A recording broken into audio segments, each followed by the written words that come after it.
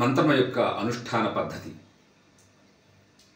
ఓం నమస్తే రుద్రమణ్యవ ఇత్యస్య మంత్రస్య కశ్యప ఋషిః రుద్రో దేవత అనుష్టుప్ ఛందః.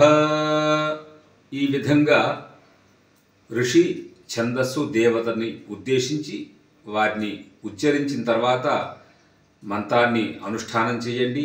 అది ఈశ్వరుని యొక్క సన్నిధిలో కావచ్చు, దక్షిణామూర్తి సన్నిధిలో కావచ్చు, మీ ఇష్టదేవత సన్నిధిలో పద్మాసనందు కూర్చొని ఆ మంత్రాన్ని మనస్ఫూర్తిగా భక్తి శ్రద్ధలతో దాన్ని స్వరయుక్తంగా చిన్నగా నిదానంగా మంత్రాన్ని మంత్రంలో ఉన్నటువంటి దేవతను ఉద్దేశించి మీరు జపం చేయండి.